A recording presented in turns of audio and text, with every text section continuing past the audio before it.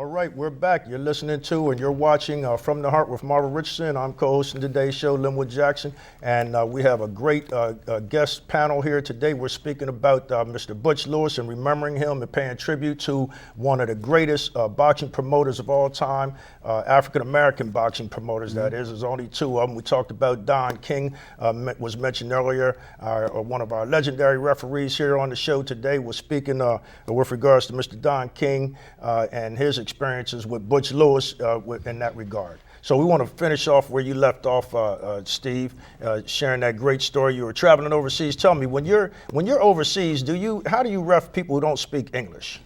Generally assigned to the team is an interpreter that meets you right at the airport. And the team consists of a supervisor assigned by the organization, one referee, and 3 judges. And that interpreter stays with you through the check-in process, negotiates with the promoter about your meal tickets, your funding, and so forth and so on. So you're assigned an interpreter. You know, you hear the stories of Don King, and outstanding man, outstanding man. Cared for his officials, just excellent. Absolutely. Butch, very personable.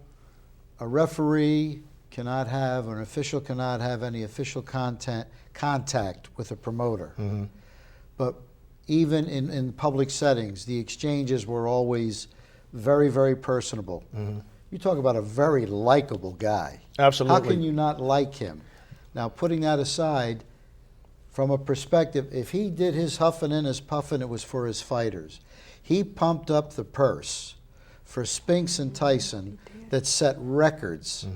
Because he would be blustering in this, but it was anything Butch Lewis did was from, as this show, from his heart and to benefit his fighters. Absolutely. And I had an opportunity to meet Butch on a personal level. He was promoting or assisting a young singer, and he invited me down to see her work. And we spent the day together in Rehoboth and went to dinner. Nothing was too good for Butch or his guests.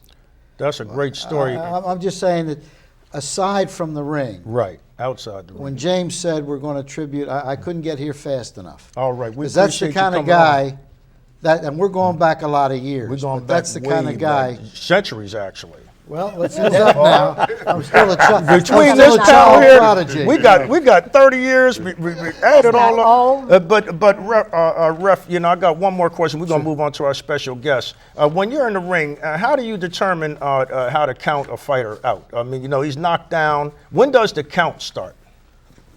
We have an assistant referee. The assistant referee or the knockdown referee will give me. My first duty is to look at the down fighter and place the upright fighter in the farthest neutral corner. And I'll look at Gary, who I work with, and he'll give me 4. And I'll take 4 and I'll take it up to the 10 count if necessary.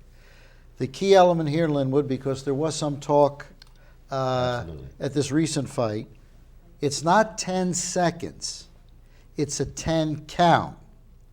So it's my count, what's the word I'm looking for, Marva? You know, my spacing.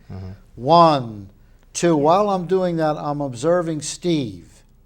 And Steve focused on me, was on his knee at 4, and took every viable second, was up at 9. So some people say, well, geez, I ran a clock in 10 seconds. It's a 10. There's a major league difference between 10 seconds, which is automated by this clock, and my count, which may not be in consort with that. So I want the public to realize all the rules indicate a count. I take it from the knockdown referee and then I implement. Well, that's very important. I want to thank you for sharing that insight with us.